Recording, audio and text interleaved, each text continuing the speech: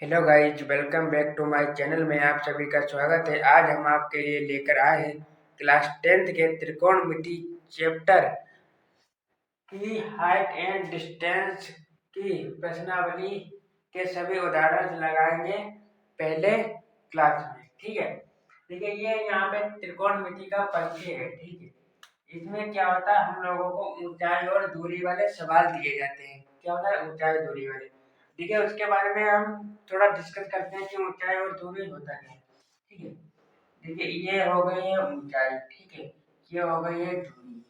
ठीक है, ये हो गई ऊंचाई और ये हो गई दूरी। एक हम लोगों को ये ट्राइंगल बन जाता है, यहाँ पे हम लोगों को थीटा दिया जाता है। ठीक है, थीटा दिया जाता है, यहाँ पे इसके मान दिए जाते हैं ए बी सी। बहुत बोला जाता है कि इसकी ऊंचाई निकालिए या इसका पाद बिंदु निकालिए या ये निकालिए। ठीक है, अब देखिए क्या होता है। देखिए जो यहाँ से देखा जाता है, इस वाले बिंदु से भी ऊपर के लिए जाता है, ये जो बिंदु होता है। ठीक है, इसे हम क्या बोलते हैं, उन्नयन कोण। क्या बोलते हैं, उन्नयन कोण। ठीक है, उन्नयन कोण। ठीक है, अब देखिए ये उन्नयन कोण हो गया। ठीक है, अब क्या होगा, अब अगर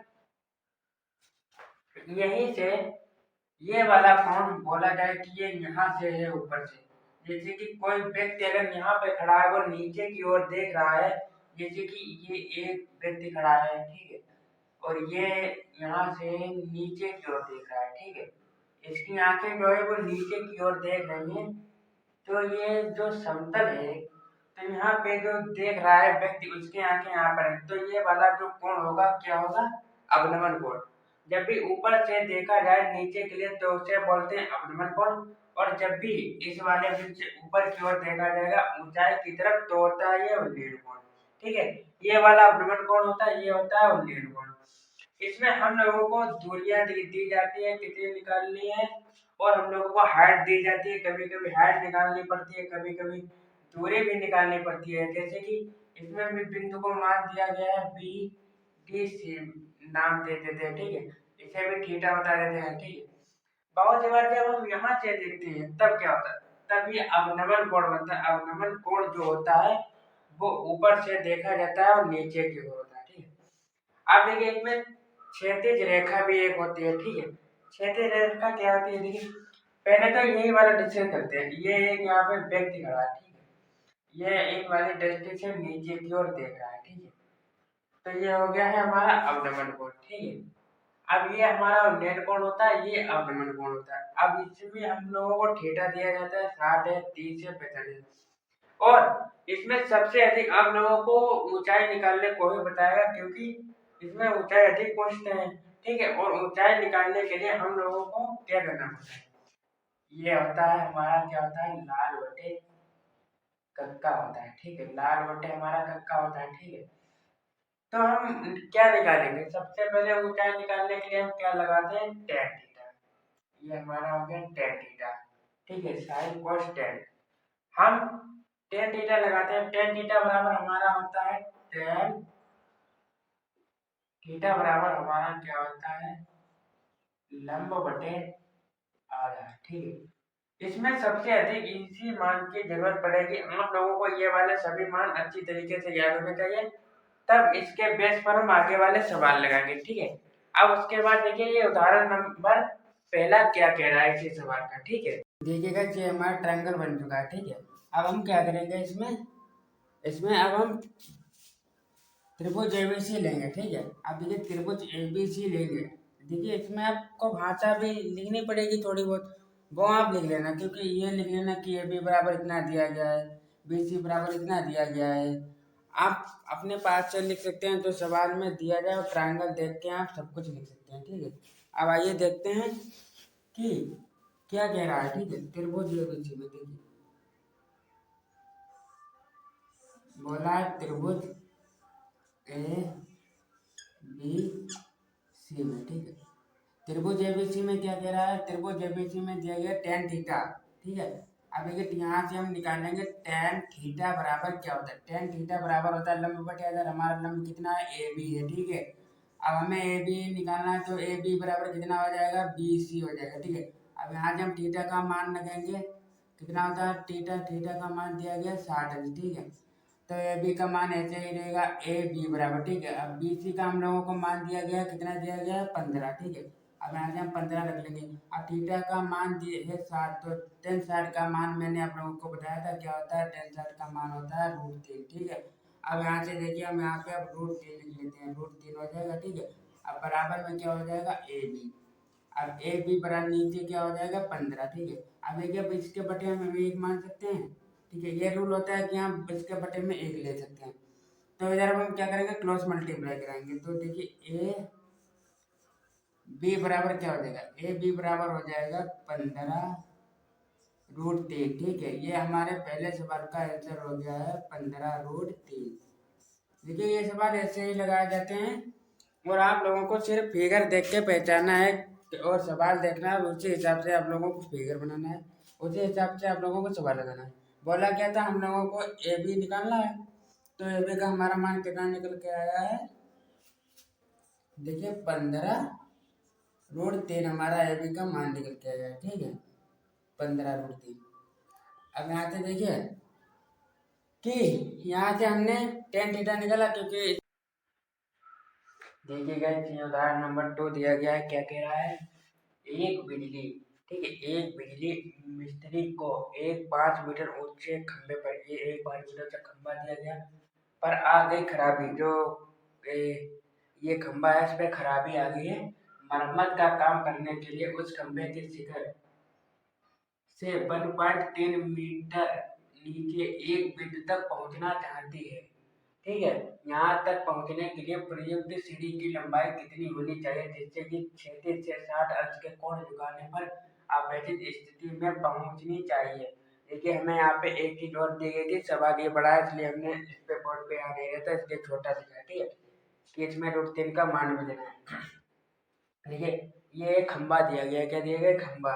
ठीक है, ये जो सीढ़ी है यहाँ से ए बिंदु से चलेगी बी बिंदु तक की दिया गया है, बी से नीचे तक की सीढ़ी कितनी होगी, बी तक, इस वाले बिंदु से इस वाले बिंदु तक ये सीढ़ी कितनी होगी। ठीक है, हमें पूरी इसकी ऊंचाई दी गई है 5 मीटर पूरे खंभे की, हमें निकालनी है किसकी, ए और बी की।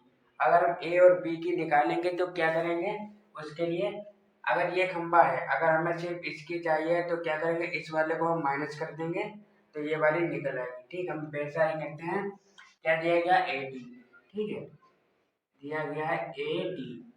ठीक, बराबर लगाते हैं, ए डी माइनस क्या हो जाएगा, ए बी। ठीक है, A D minus A B हो जाएगा। अब देखिए ए डी का मान क्या दिया गया है, ए डी का मान दिया गया है 5। ठीक है, माइनस हो जाएगा, अब क्या 1.3 माइनस हो जाएगा, कितना बचेगा, 3.7 बचेगा। ठीक है, तो ये वाली जो हमारी भुजा आ गई है ये 3.7 मीटर आ चुकी है। ठीक है, अब क्या करेंगे, हम ये वाला त्रिभुज लेंगे बी डी सी।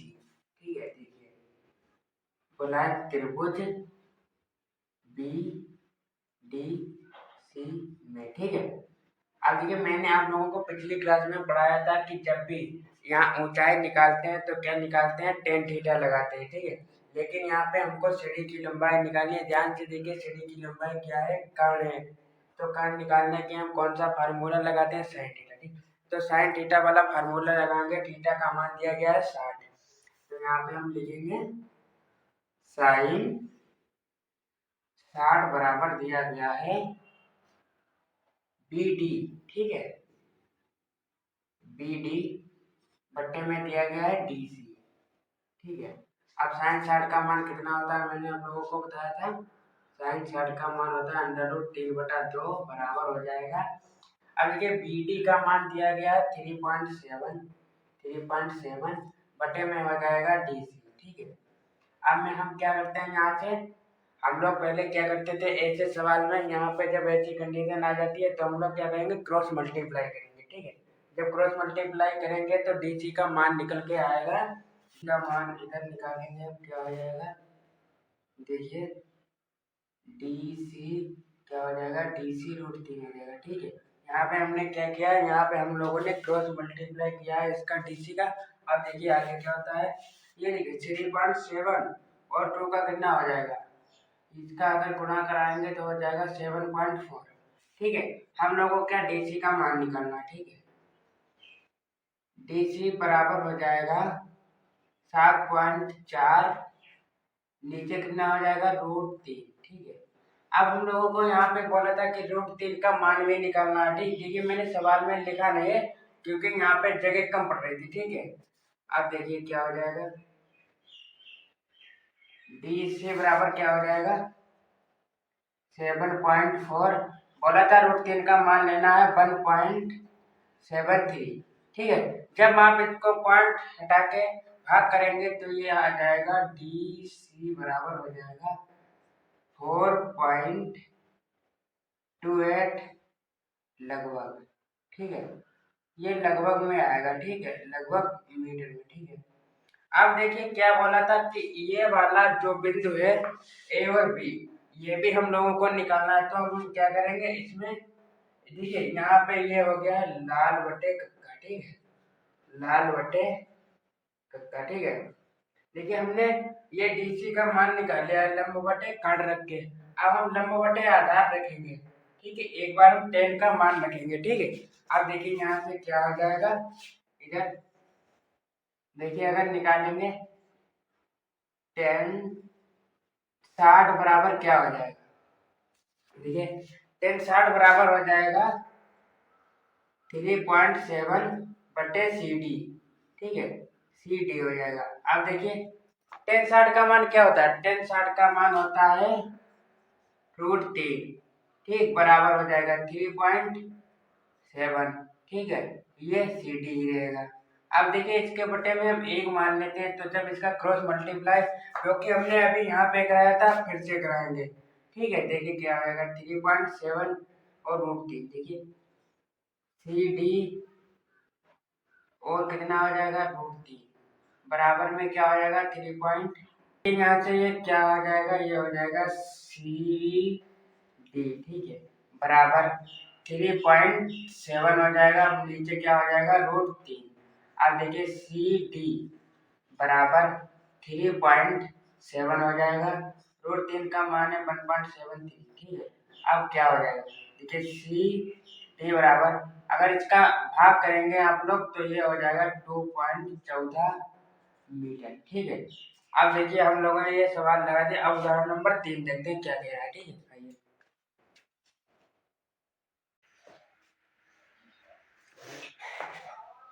देखिएगा, उदाहरण नंबर 3 दिया गया, क्या कह रहा है 1 मीटर लंबा एक प्रेक्षक एक चिमनी से 28.5 मीटर की दूरी पर है। उसकी आंखों से चिमनी के शिखर का उन्नयन कोण 45 अंश है। चिमनी की ऊंचाई बतानी है। ठीक है, देखिए ये सवाल जो दिया गया है इससे पहले हम क्या करेंगे, एक डायग्राम बनाएंगे। ठीक है, देखिए देखिए ये बन गया है। ठीक है,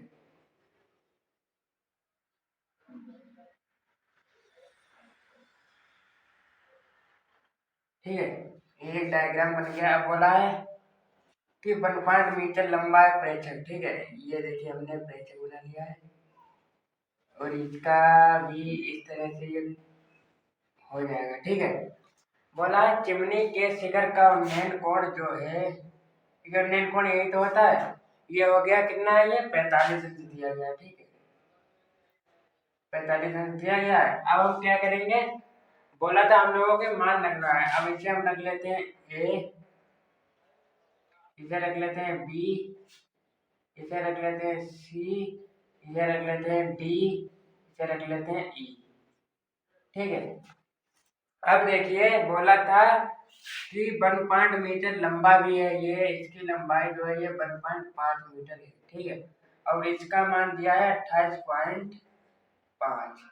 ठीक है, अब बोला हम लोगों को उससे पहले क्या करना होगा इस वाले सवाल में, देखिए ये वाला जो सवाल है बोला है हमको पहले ये सी डी निकालनी है। ठीक है, उसके बाद ये डी ई निकालना है।